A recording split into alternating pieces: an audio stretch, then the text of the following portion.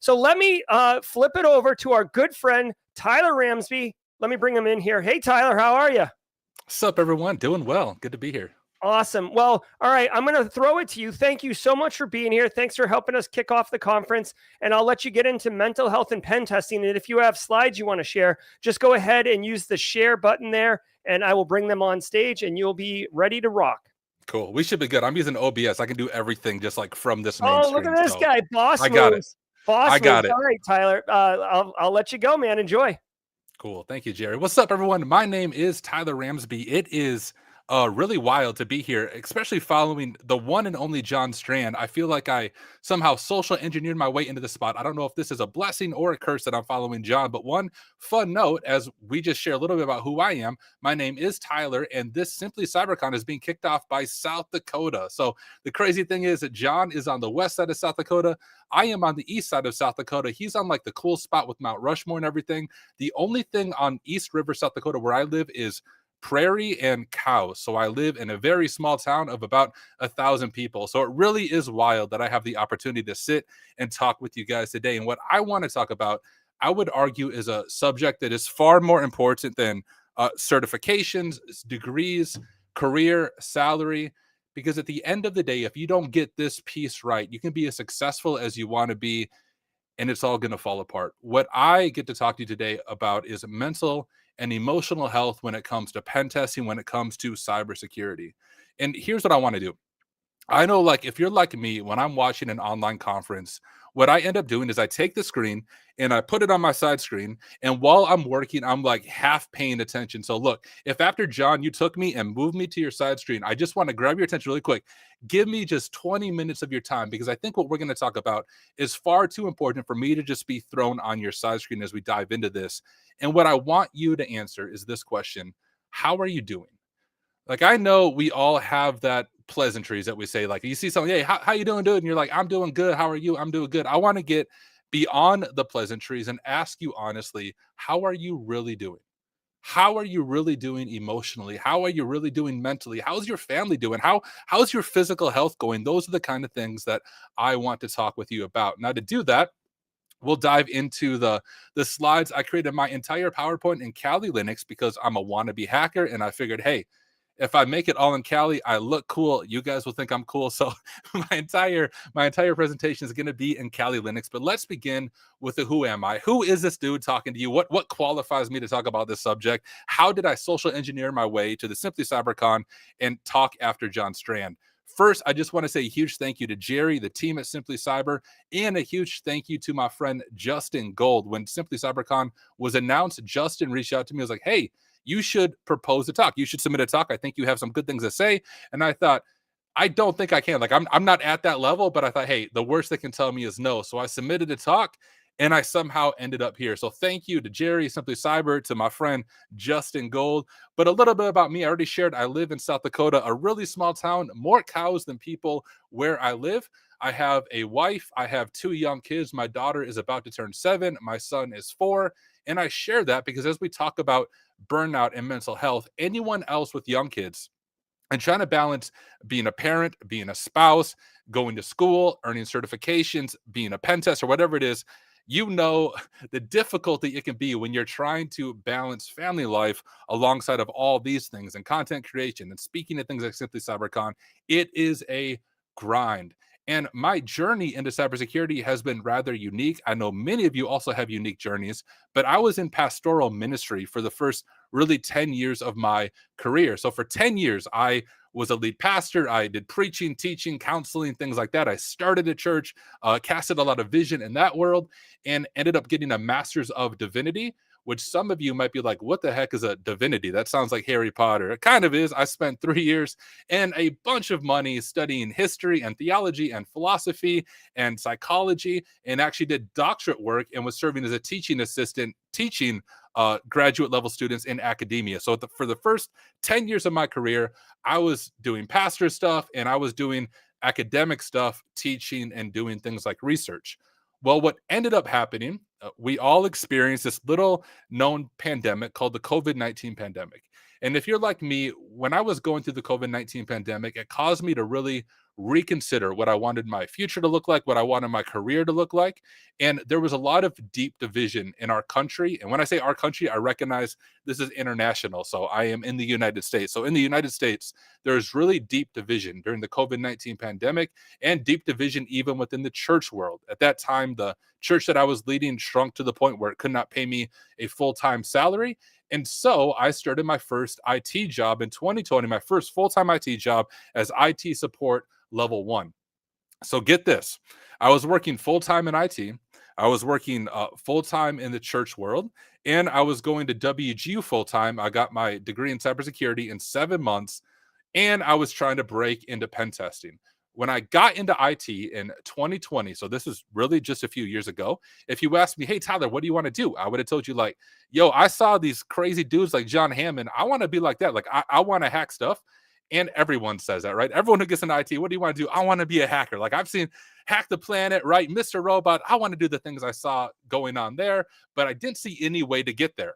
I shared before, I live in South Dakota. We're not really known for cybersecurity. The only pen testing firm in like the entire state is BHIS, and that's like 9 hours from where I live. But I wanted to get into pen testing. I wanted to get into cybersecurity.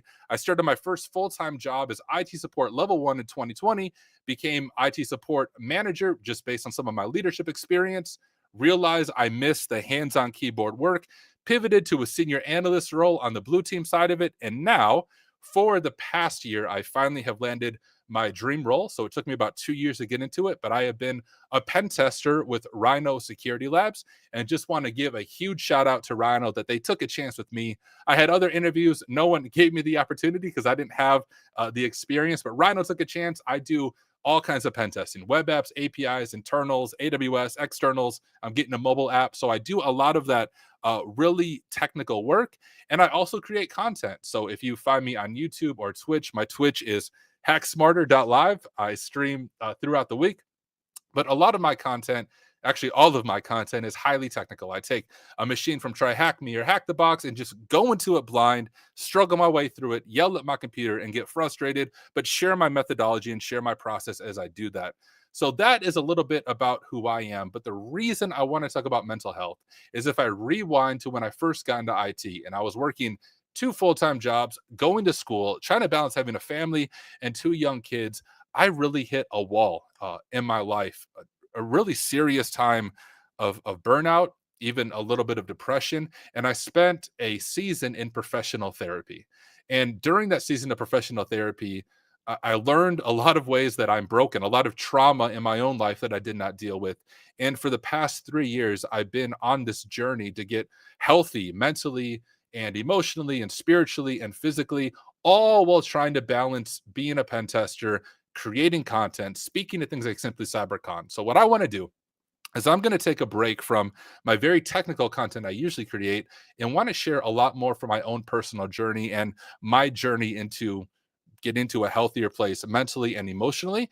And based on John's talk just before this about really imposter syndrome and trying to break into the industry and like all of these things that we need to do to get there, I really hope that you find this valuable. So I'm going to say once again, if I am on your side screen, take me off your side screen, put me on your main screen, give me 20 minutes of your time, probably less than 20 minutes of your time, so that we can talk about the subject. And I want to start in a very weird place, and that is the ancient city of Carthage. Now, I told you guys before, I have a master's in divinity, which means I spent thousands of dollars and 3 years studying a subject that I no longer use because I hack stuff. So I thought, hey, I'm going to like at least use my degree for 5 minutes during the Simply CyberCon presentation. One of the things I'm fascinated by is history, especially ancient history, as some of you might be similar. And one city in particular I find interesting is the ancient city of Carthage. Curious in the chat if anyone's even heard of Carthage before. Carthage was on the coast of North Africa. It really dominated the Mediterranean world for centuries. It was the place to be. It was an ancient superpower, a lot of money, a lot of wealth, a lot of really strong military power. And they came face to face with another ancient nation you may have heard of called the Roman Empire. Matter of fact, if you Google or Chat GPT, whatever your research you want to do, if you Google or Chat GPT, there's some really famous battles between Rome and Carthage that I personally think are interesting to read about, but I'm probably just nerdy. But here's the thing. If you study Carthage, you come across a really dark and horrific note in their history. Now, at first, historians weren't sure if it was actually true, but if we rewind back to the ancient world, Rome and other nations accused Carthage of ritual child sacrifice.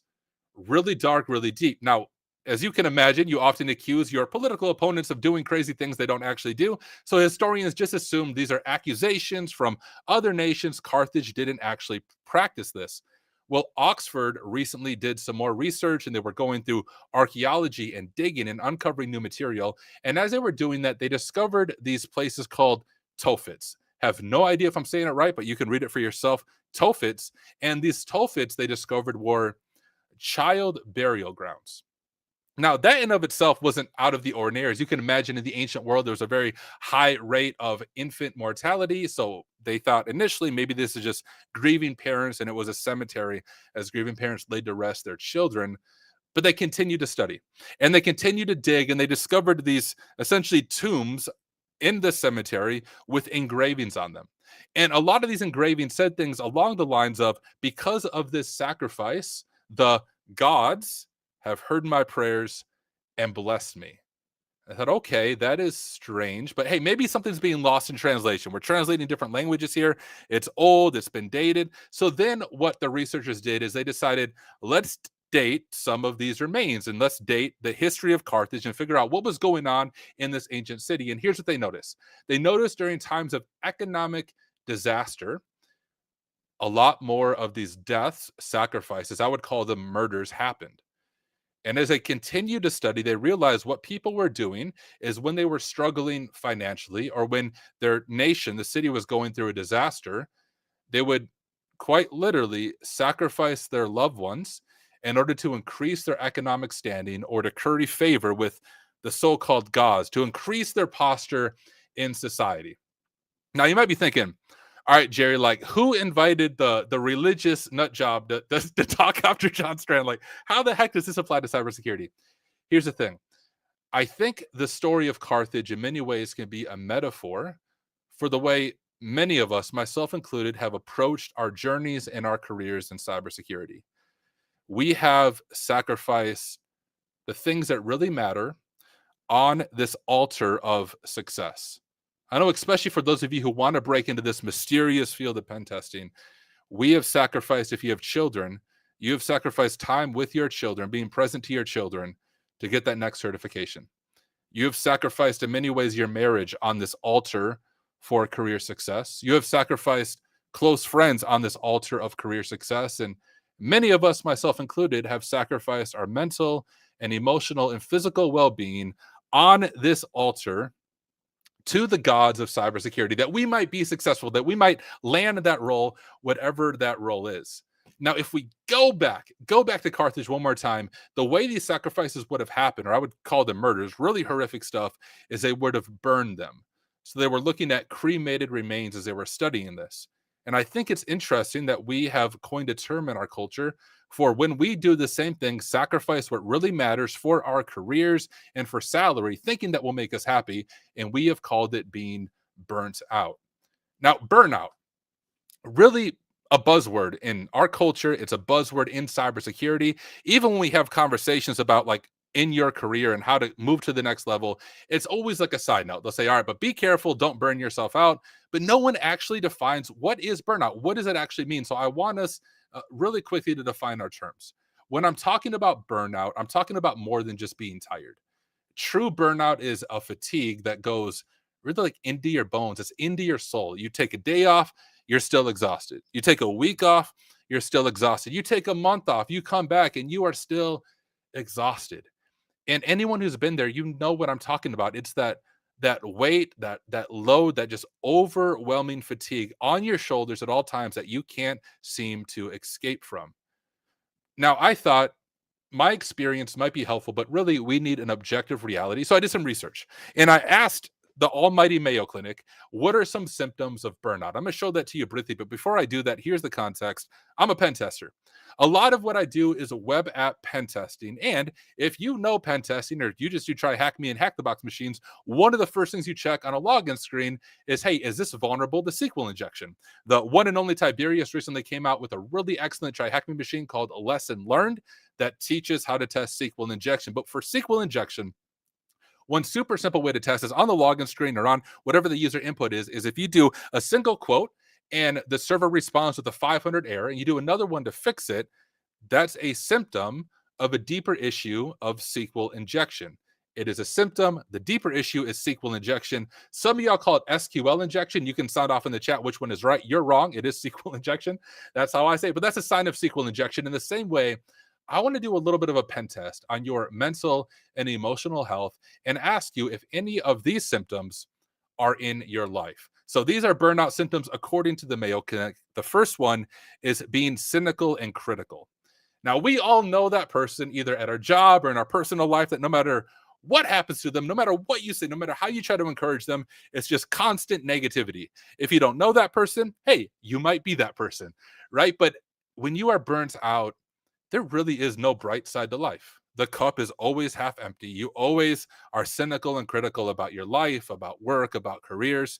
The second aspect is you drag yourself to work. You hate your job, but you recognize like, bills have to get paid. I got to pay for my internet somehow, right? You have to pay all these things. So you still show up, but you hate it. You live for the weekend. You literally drag yourself to work each day. For those who work from home like me, you drag yourself into your home office and you're dead, right? You have no motivation. You don't want to be there, but you're there because you have to be. The third is you're irritable and impatience is evident in your life, but especially with your family. This is something I noticed in my own journey when I was dealing with some pretty severe burnout and I was in that season of professional therapy. Anyone like in the church world or outside who talked to me be like, yeah, Tyler's doing good. He can talk, he smiles, he's very positive, has a lot of energy, but it's a different story with my family. And this is where I think burnout is so severe because it affects the people we love the most without us even realizing it. For other people, I could put on a mask, but for my family, especially my young kids, it was like the smallest thing would set me off and I would yell and scream and be angry. The next is you find it hard to concentrate. I know we all have this issue when it comes to like purchasing courses, like we jump from course to course, but this is where your mind is always racing. You can't concentrate on anything. Next, and what it often leads to is you self-medicate with food, drugs, alcohol, or work. I think work is one thing that we don't realize is self-medicating, but we have this trauma we haven't dealt with. We have these hurts in our heart that we haven't dealt with. We don't talk about our emotions. We don't want to deal with them. So we just cover it up. We get the next cert, we get the next CVE, we solve the next machine, and we boast about it online. We find our worth in that. And sometimes it's a mix of all those things. The next is your sleep habits have changed or you cannot sleep. Now, some of us, to be fair, have self-inflicted insomnia. What I mean by that is if you're like staring at your screen or staring at your phone, and then like 1 minute later you try to go to bed, you can't say you have insomnia. It's just like play stupid games, win stupid prizes. Don't stare at your screen right before you go to bed. So I'm not talking about self-inflicted insomnia. I'm talking about the insomnia where you're exhausted, you have no energy, you don't even want to be awake. You lay down to go to bed. Next thing you know, it's midnight. Then it's 1 a.m. Then it's 2 a.m. Then it's 3 a.m. Then it's 4 a.m. And then you're panicking because you're like, man, I'm going to be even more tired tomorrow because I'm not sleeping, but you're unable to sleep. The next night, the cycle repeats itself. You're exhausted, you're fatigued, but you cannot sleep. It's 3 in the morning. Your mind is racing. The other thing the Mayo Clinic talks about is unexplained headaches and stomach problems. Actually, the Mayo Clinic keeps going on beyond that with health issues that you might notice. So, friends, I want you to honestly look at this list and ask yourself, are these evident in your life? Now, if I'm honest, if I'm vulnerable with you about my own life, I can look at seasons of my life where one or more of these are evident. I can look at other seasons of my life, such as what I was talking about when I was transitioning from pastoral ministry to IT, where every single one of these was in my life. Now, here's the problem when it comes to burnout. We don't talk about it. When we do talk about it, I think we address it incorrectly. We in our culture, and once again, I'm speaking of American culture, but I'm sure it applies to others, is we have this like, just pull yourself up by your bootstraps and keep moving forward. We have the whole try harder mentality that John Strand just went on an incredible rant about. Try harder, try harder, try harder. That might be, I say might be good advice on a hack the box machine. It is not good advice when it comes to your mental and emotional, spiritual, and physical health. Trying harder is going to end up in disaster and destruction. It also doesn't help that we often hear about CEOs who sleep like 3 to 4 hours a night, are more productive than all of us, and we think, hey, if they can do it, I can do it too. Or we hear about people like Elon Musk, who advocates hardcore work. You can work 60, 70, 80 hours a week, sleep in your office if you have to, because the goal is success, the goal is money, the goal is career. It'll all pay off in the end. Friends, that is absolutely terrible advice. Do not try harder. Do not ignore it. It's same if I am doing a pen test for a company and I tell them, yo, your main login screen is vulnerable to SQL injection. And they tell me, hey, I don't want to talk about it. Like, that's going too deep. Okay, fine. But like, the real hackers are going to discover that and you're going to regret your choices. It's the same here. You can ignore this, but it will end in destruction. So let's talk about that. If we choose to simply not do anything, what will happen? Well, according to the Mayo Clinic, here are some of the consequences. One is insomnia. Already talked about that. Don't need to go into detail about that. The next is sadness, anger, and irritability. This is more than just like dealing with traffic. I told you guys, I live in South Dakota. There's like no people here. But when I go to a major city like DEF CON in Las Vegas, places like that, traffic can drive me crazy because I'm not used to it. But I'm not talking about that type of sadness, anger, and irritability.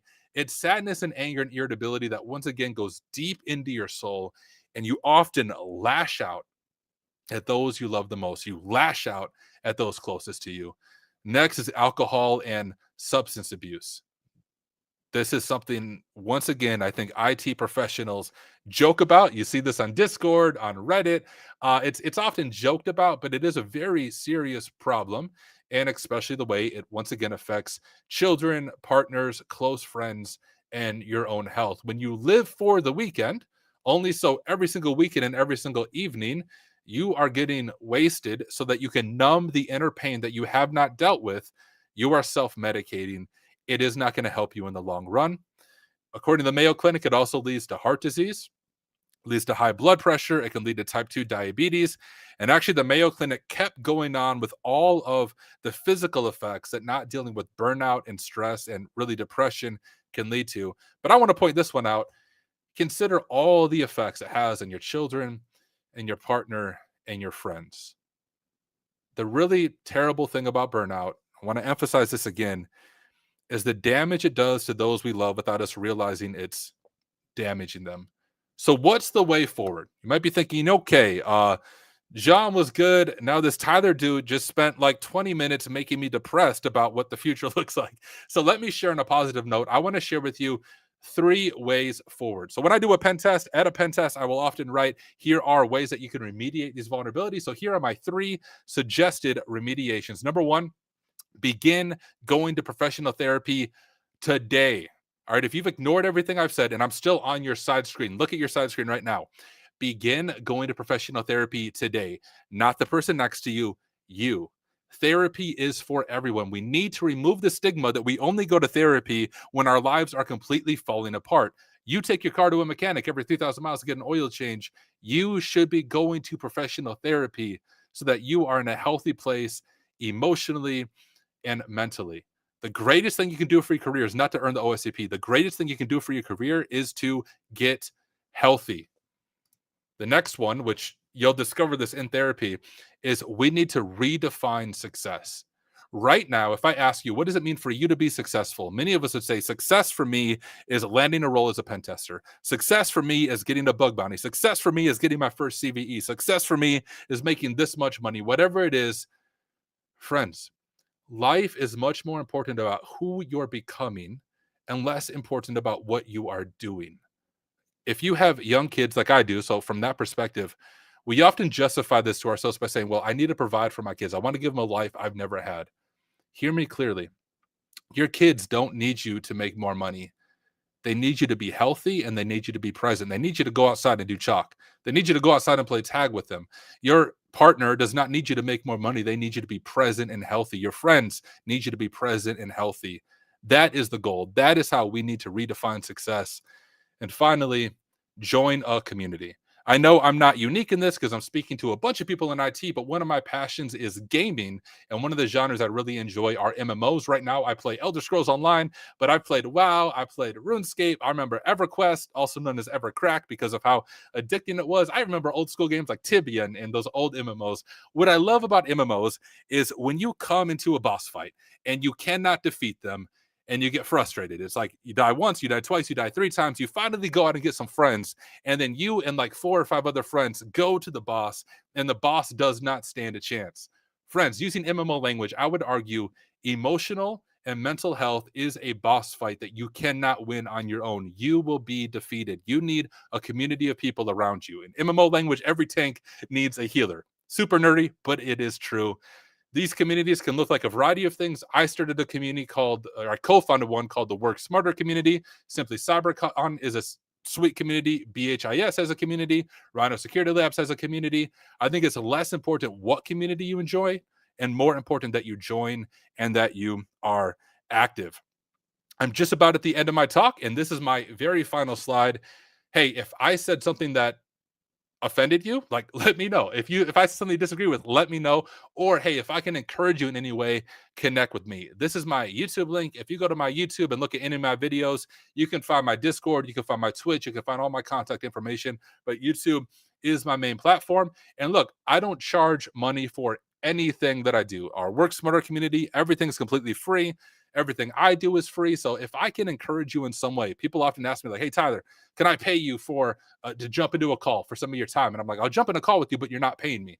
I truly believe in giving back free of charge to the community at large. So if I can support you in any way, if I can answer questions, if I can be that person with you on this journey to defeat this boss fight of mental health, reach out to me. Would love to connect with you, would love to chat with you, and would love to hear from you. But hey, this is everything I have. I want to once again thank Jerry, thank the Simply Cyber community, thank my friend Jay Gold for giving me the opportunity to be here. And I think I'm right at the end of my time. So thank you, everyone. Yeah, absolutely. And Tyler, can you want to switch your feed? Thank you so much, Tyler, for being here, guys. Just so you know, Tyler, I have never heard a more impactful and real talk on mental health and cybersecurity than what you just did. Like, it's a topic we talk about. Thank God it's a topic we talk about.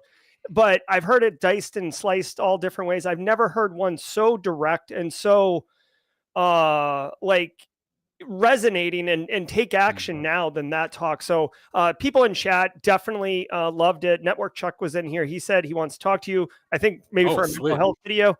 Yeah. So anyways, super awesome. Tyler, if you have any time, would love it if you could go over to the Discord server. There's a track 1 open chat. If you had a couple minutes just to answer some questions that people have. I'll be there. Okay. Thank you. If you're interested in having a little follow-up Q&A with Tyler, please go over to the track 1 open chat in the Discord server, and we'll get you sorted out. Any final thoughts? I dropped a link really quick. This is the Work Smarter community that Tyler was referencing. I dropped a link in LinkedIn. On YouTube for everybody to giddy up on. So that is your community, right? Yeah, yep, that's the one we co-founded, and it's mainly Discord, but we do like weekly goals meetings. We do even like mock interviews, all free of charge. It's a way to give back. So yeah, come connect. Would love to hear from people there. Awesome. All right, Tyler. Well, thank you very much. We'll slide you off and wish you good well.